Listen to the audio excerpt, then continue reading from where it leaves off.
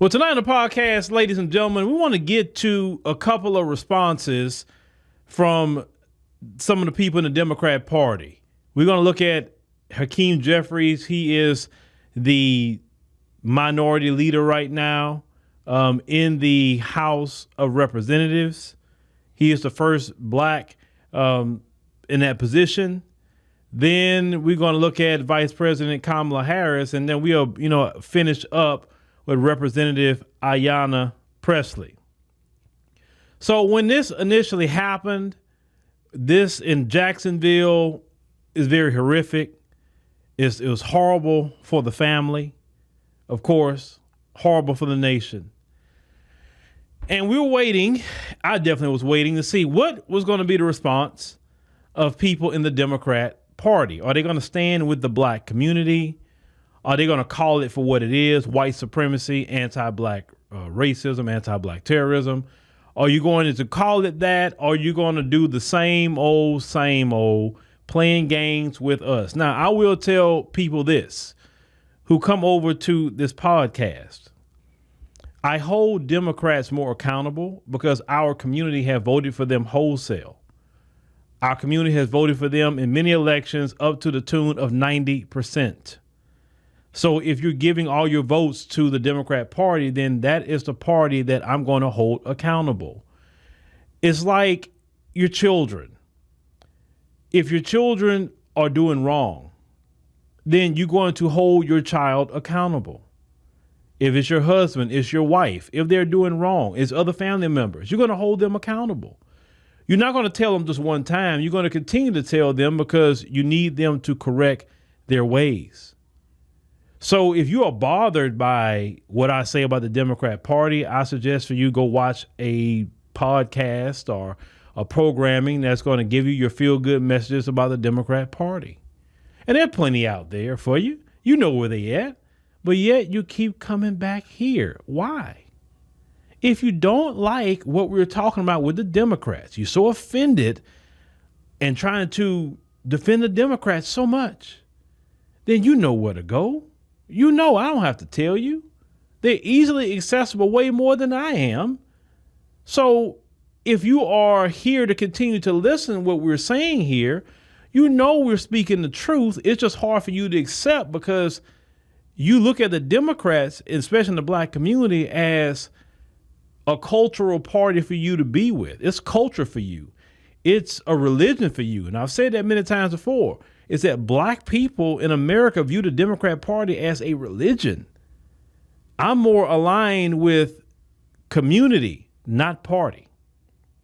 That's why it doesn't bother me what party that I'm looking at the time. They may have some values that are conservative that I say I agree with, but I don't agree with the Republican Party completely because of the anti-black racism. This is why I've said many, many times before, I believe in political independence, not Democrat, not Republican, independence. We shouldn't have no allegiance to no party as black people. And if it's hard for you to understand that, then there's nothing more I can tell you. If you're leaving messages about Republicans all day, if you're telling me about this and that and the third, I'm even telling my mods, block them immediately. We don't even need that conversation no more. That's old. That's tired already.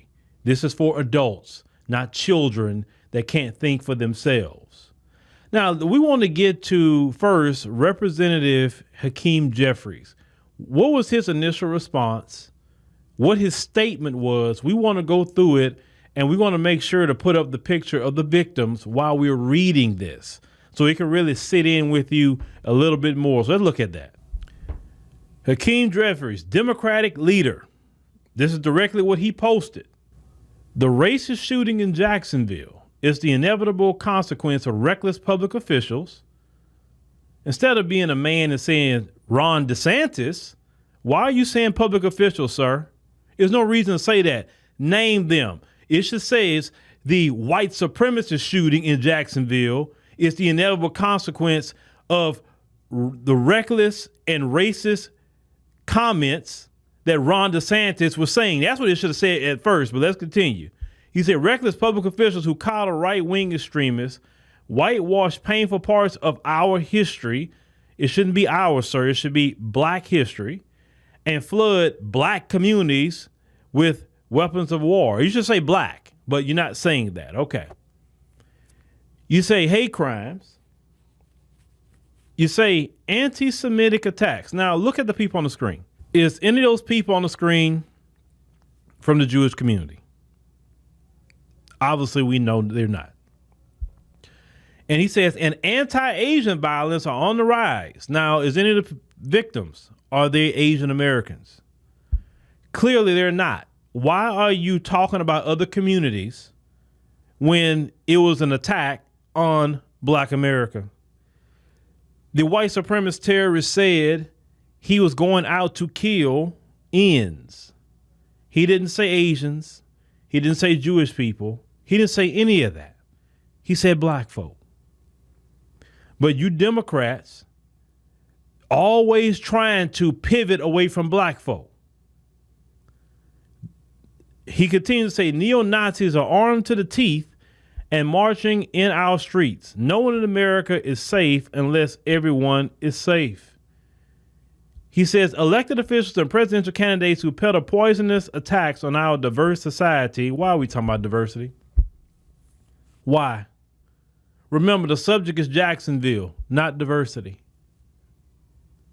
Instead of once again naming them, saying Governor Ron DeSantis, Vivek Ramaswamy, name the people, name them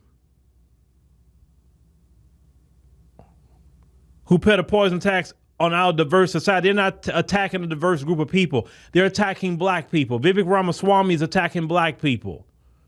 Ron DeSantis is attacking black people.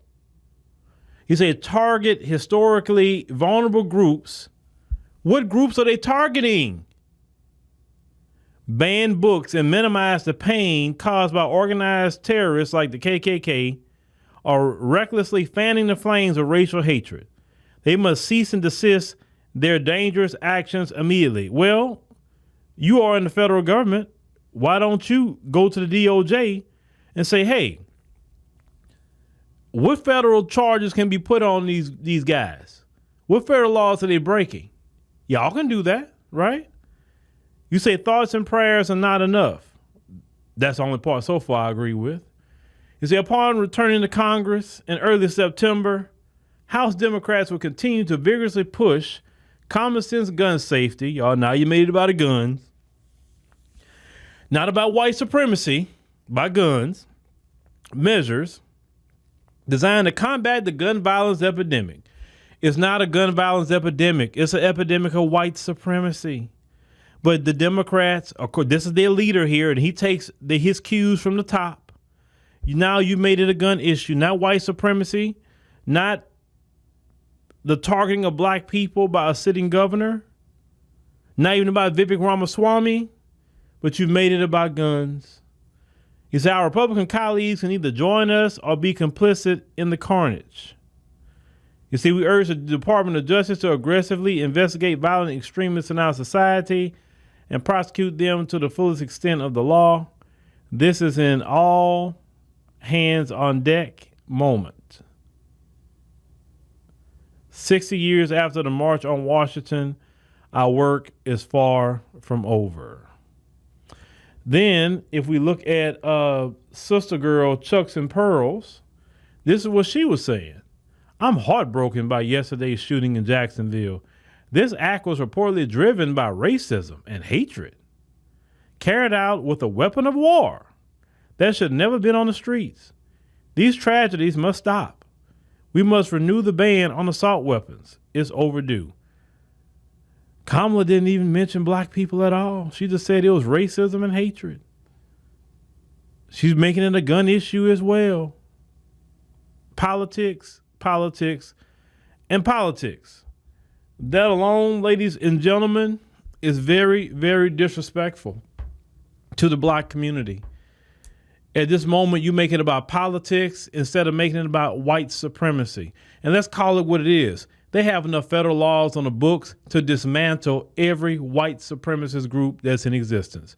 They have federal laws on the books that can take down any website they get good and ready. You know, the 4chan, the 8chan, the Reddits, all these little places that these white supremacists go to plot and plan attacks. The federal government got laws where the FBI can shut down any website they get good and ready. They just don't enforce it. They allow them to do this. You understand what I'm saying? If the Democrats really meant what they were saying, well, then why don't they go after these people? The Department of Justice don't need Congress to go after white supremacist terrorists because they had, listen, let me tell you something. Every time a black group even come out there and look like they trying to defend black people. Now, listen, let me tell you something.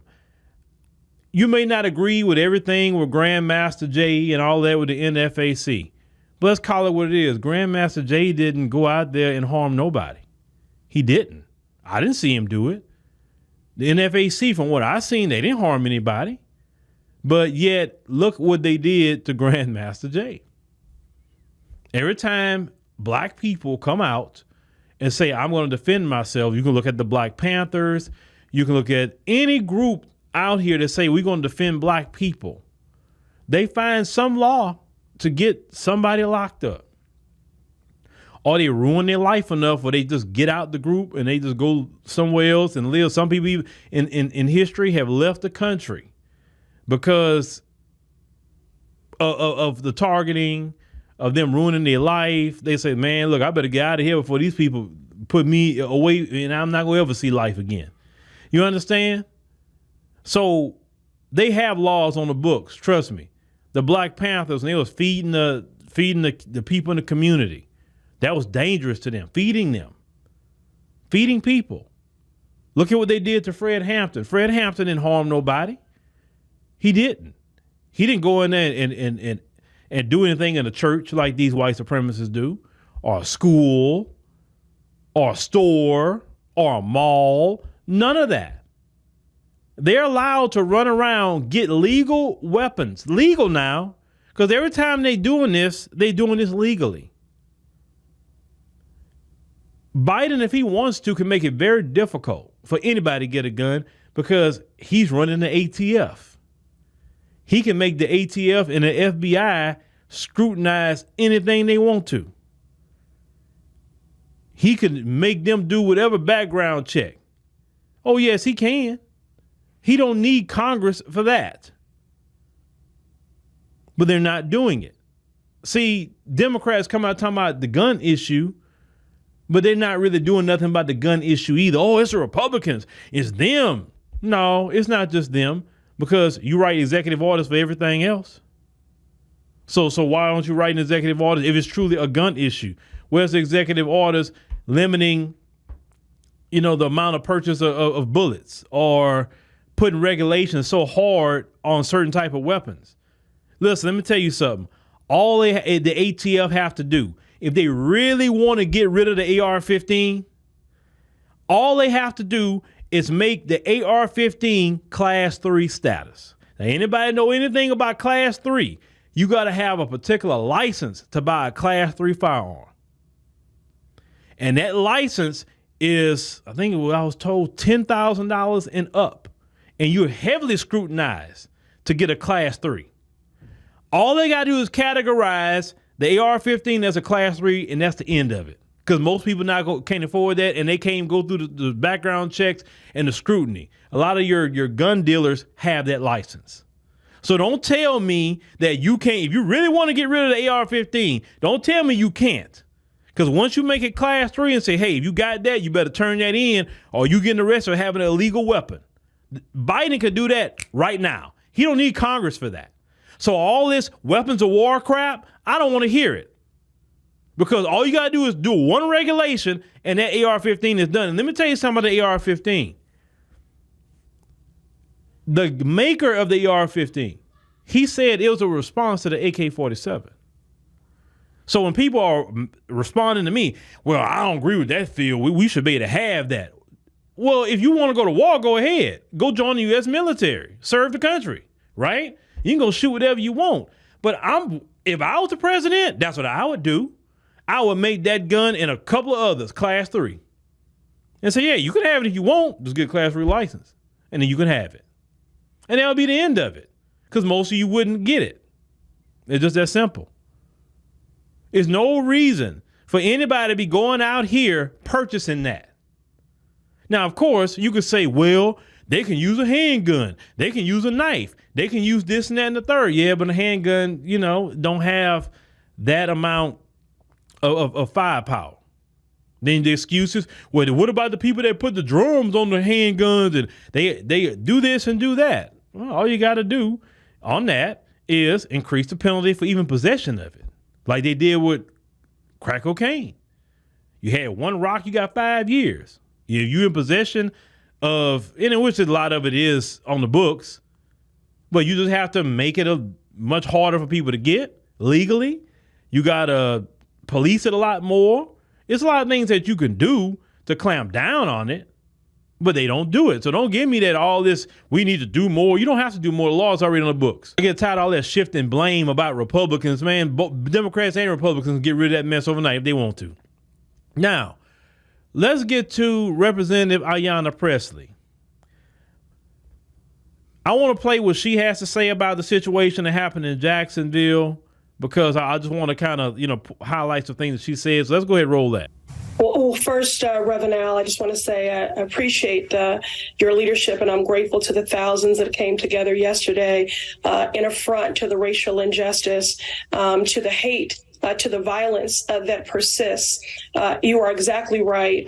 This is about continuation and not commemoration. And I do want to express my condolences to the Laguerre family, the Carr family, and the Gallen family. Certainly there has been an emboldened white supremacy, anti-Black rhetoric, which has resulted in anti-Black violence and loss of life.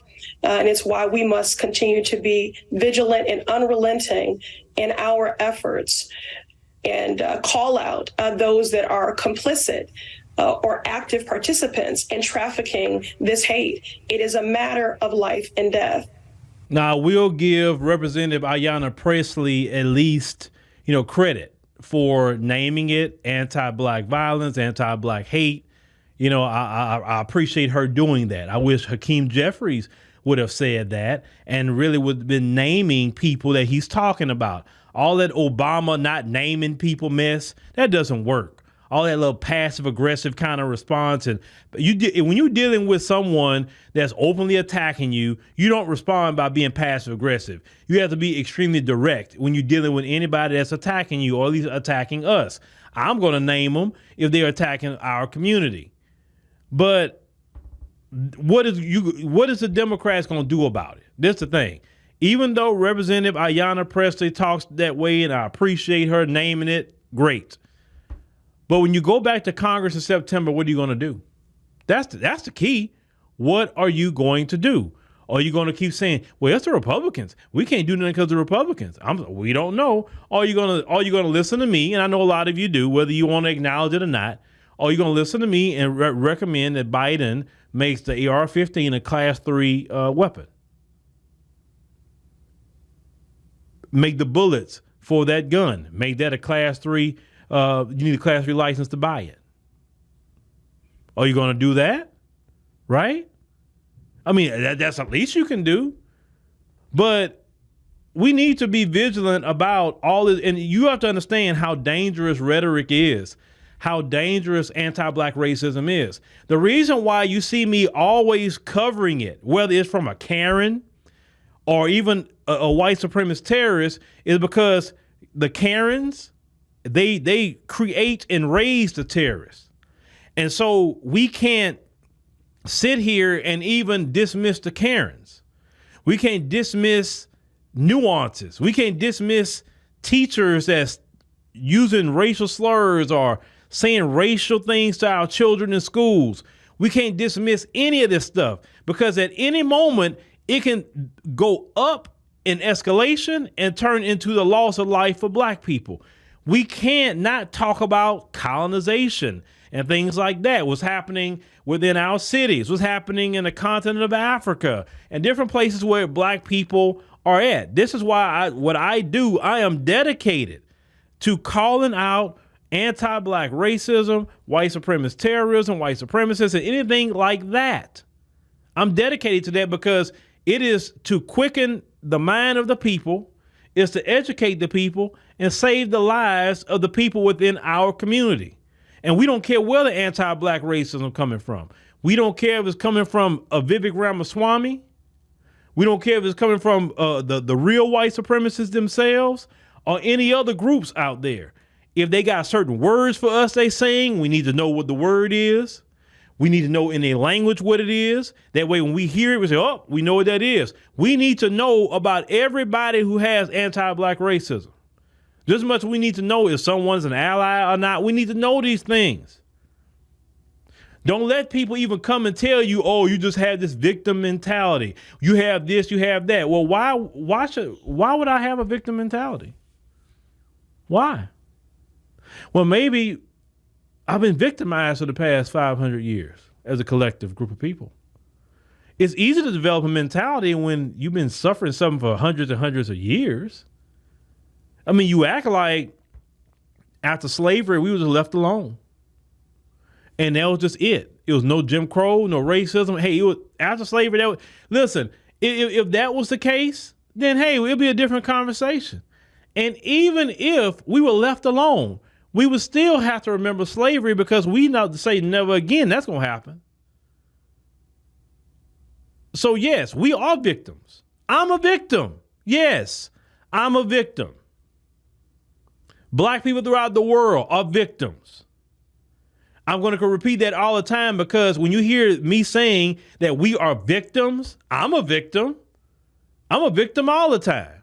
Just even living around you, I'm a potential victim. See, it bothers you when we say that because you bear the guilt, you bear the shame and the condemnation of what you've done to black people. And now, even in the continent of Africa, and I'm very proud of them, they're starting to rise up against the white supremacists from France.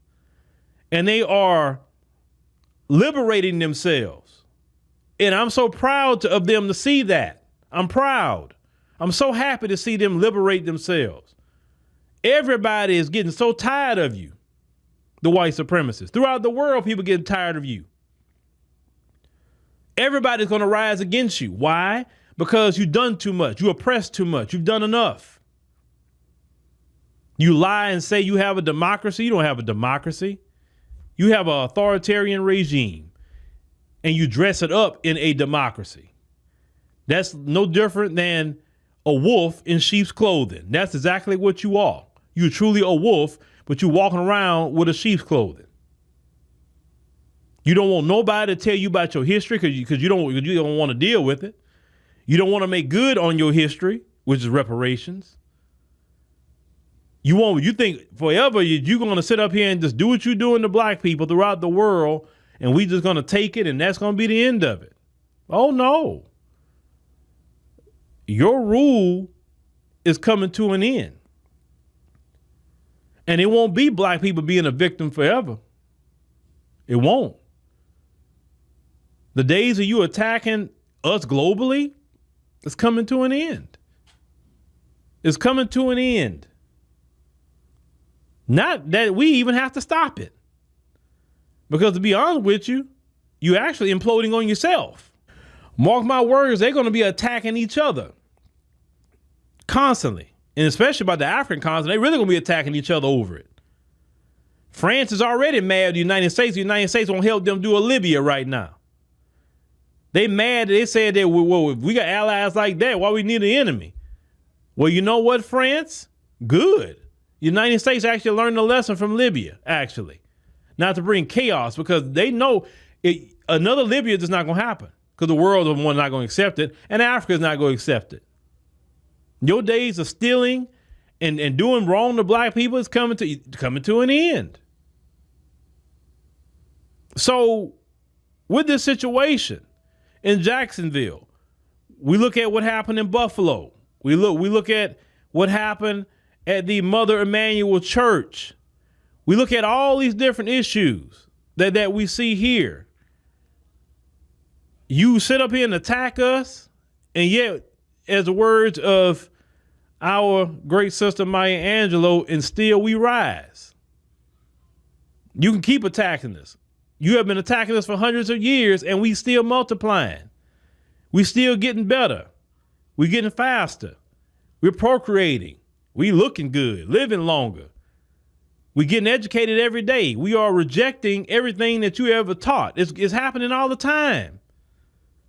We seeing the truth, and you trying your best to try to distract us from the truth, want us to be filthy and degenerate, and a lot of us are turning away from that filth and degeneracy as well.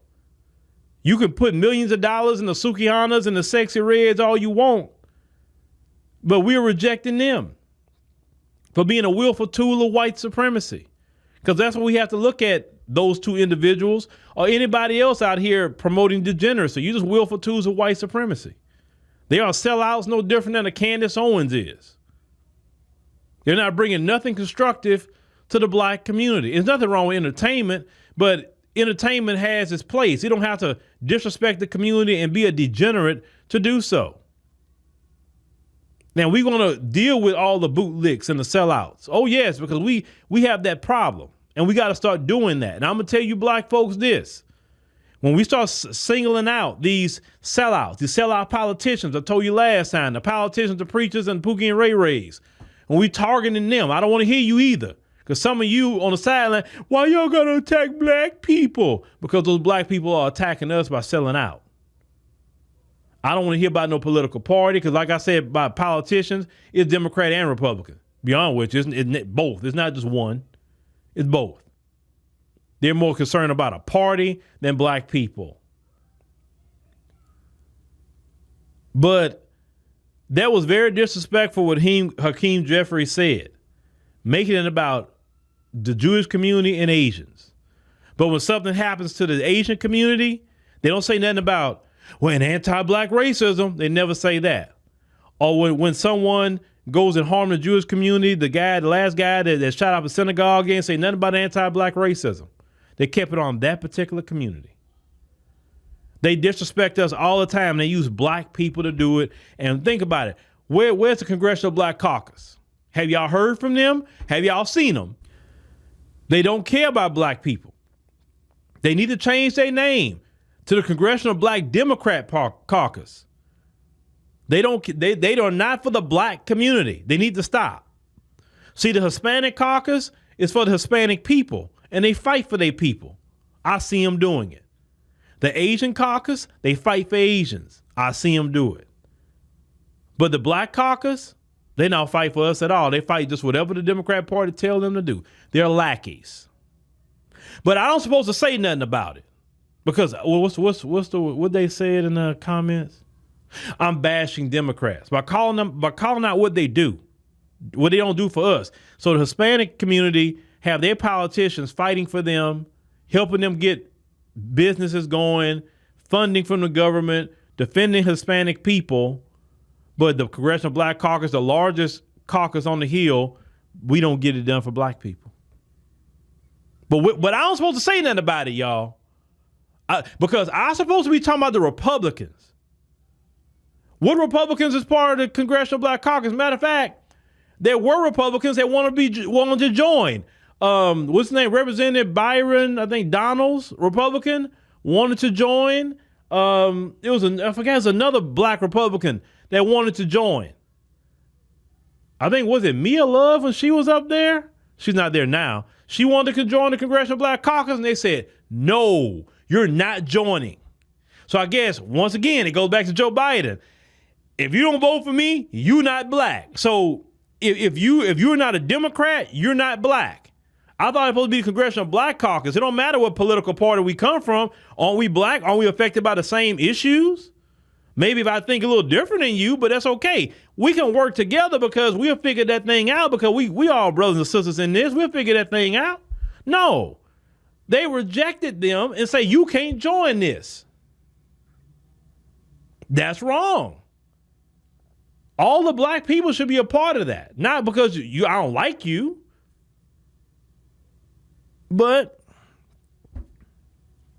that's how it is, folks, unfortunately. We have no true political advocates. We don't.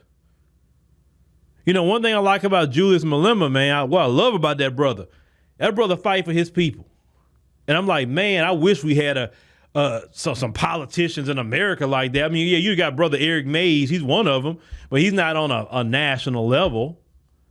But if we had a brother like Eric Mays or somebody like that that's going to fight for us on a national level, they're going to speak out, call me, don't care about anything. We don't have that, unfortunately. And it's utterly ridiculous. But that's okay. We're gonna continue to put the heat on these people and make them do what they're supposed to do, or it's going to be very difficult for them. One thing about being on these microphones, y'all may think it's insignificant, but it's not. Because trust me, these people hear what we say on these microphones. They hear. And then when they hear it, they go on MSNBC and start speaking, it's anti-black racism. It's anti-black violence.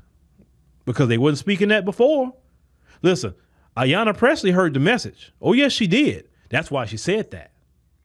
Because remember, Vice President Kamala Harris and your Democrat leader, Hakeem Jeffries, was all lives mattering the situation. Ayanna heard that. And she said, oh, I'm not getting up there all lives matter in this. No, not me. So don't think they're not listening to us, folks. None of these people, they don't talk to me. Oh, but they hear what I say. They hear what a lot of us say. And be honest with you, I'll do an interview with any of them. I'll be very nice to them, cordial. I ask some questions. I would disrespect nobody. Because at the end of the day, whether they Democrat and we can be completely disagreement, I'm still going to respect them as a brother or sister in the community, but I'm going to push back on some things if I'm hearing them say, look, let me ask you a question on this. You understand what I'm saying? And I reached out to a couple here and there, but yeah, if they really want to get to the people, like Ayanna Presley or anybody like that, hey, I'll sit down with you. I'll come to DC or wherever you're at. We'll sit down and do an interview. No problem. Actually, the people would enjoy that, actually. Instead of you going on MSNBC, talk to black people. Y'all don't want to talk to black people. Not at all, because y'all afraid. For what? We don't bite. Now, one interview have you seen me conduct with anybody that I have cussed people out, I've called them out their name, I've disrespected them. I got many interviews over the years, and I've never done it. But these people do not want to be asked the real questions. They don't want to be asked the hard questions. And that's okay, because we will continue to put foot to fire until they get it right. It's just that simple. Or you don't have to get it right. Then we're going to just advocate that people just sit it out until they want to get it right. When they get it right, I'll be the first one advocating for them. That's the thing. If you do right by black folk, I will promote you. I promise you I will promote you. But if you do wrong by black people, I'm going to be against you. I'm just telling you up front. But don't disrespect our people. If our people are being victims, then they're victims. Don't all lives matter our tragedies. That's the biggest disrespectful thing, and you never do that with nobody else.